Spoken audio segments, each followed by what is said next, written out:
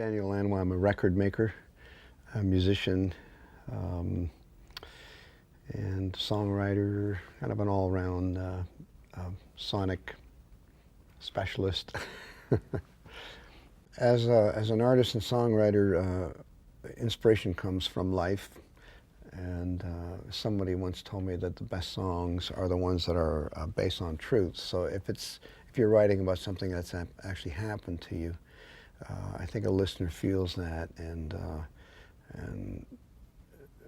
you have a better chance of reaching a listener emotionally if it's based on an emotion to begin with. So I usually try and write from experience. Sometimes it's more philosophical to write about an idea. I've been toying with this idea for a while. I've had this phrase, the flow of the river knows not the troubles of the shore, and which is really an idea about sticking to your story and to not be distracted by too much. Some of my favorite musicians are very loyal to their first love, and they just stay on course, and they just keep getting better and better. So I try not to be distracted by too much trend frenzy. I'm very happy that somebody might have a success with an idea of their own. That doesn't mean to say that I need to copy that idea.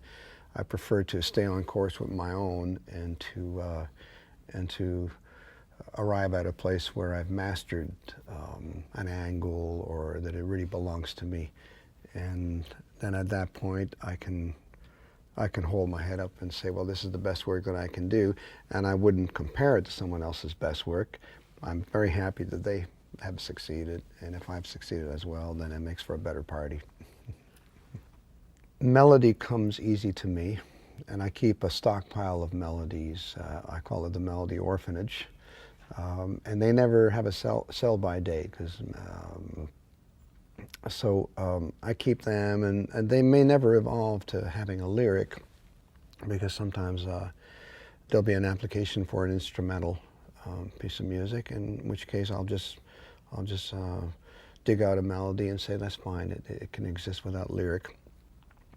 But then there are times when a song will come, and I can build it around an already existing melody or a phrase that I like.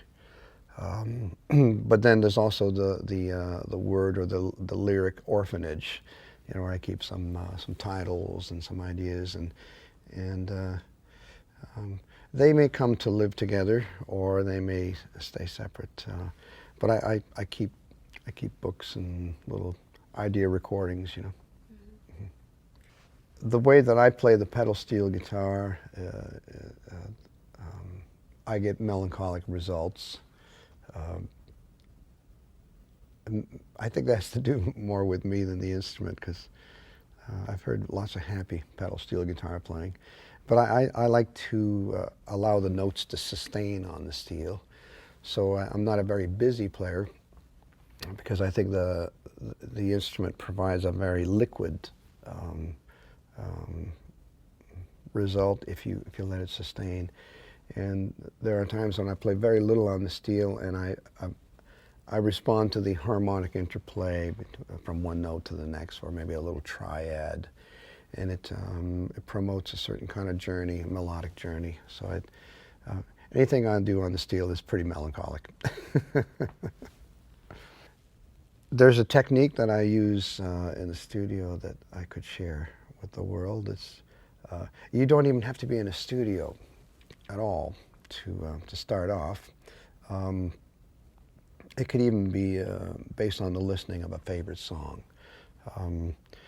So I think of a song as the beginning of it here and the end of it here. Let's say it's a 3.5-minute song.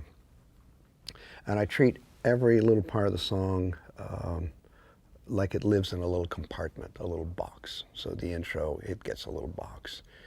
And then the verse, and then maybe a little re-intro, another verse and a chorus, whatever the arrangement might be. So every little section gets a box. And then from any given box, you can have a thought bubble extension. So I put a little stick in the bubble, and I write something in the bubble that's significant to the song, and something I want to come back to perhaps a lyrical moment or a BPM measurement. So the boxes are in the middle, and each box gets a time. You know, the intro starts at 0, and then maybe the verse is at 22 seconds, and blah, blah. So every box has a time, and then you do your thought bubbles on a piece of paper maybe this big, and the arrangement lives in the middle, and then your thought bubbles eventually cover the entire page, because then they have little comments and ideas in them. And what's nice about this is you put it up on the wall, and it becomes public information to the room. Somebody in the back hears a funny note they want to come back to. They look at the chart and they say, okay, I need to come back to the second verse. The fourth bar of the second verse has something a little funny that I'd want to change. So that becomes a repair point. Maybe we make a thought bubble to refer back to that moment that the bass player was talking about.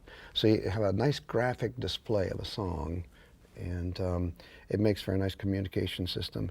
And this has been, I mean, what I started to say at the beginning was you don't need to be in the studio working on a project to get good at laying out a graphic display of an arrangement. So when you do get to the studio, you've got experience of writing these things out, and it becomes a point of reference, and so we can have an intelligent conversation about the song, and that's not just something that you hear, and it's like absolutely mathematical display of the song, and then the thought bubbles are ideas and what you like to do with the song. Nice way to work. Hi, I'm Daniel Lanois, and you're watching GRAMMY Pro. GRAMMY Pro. Sounds good. Yeah.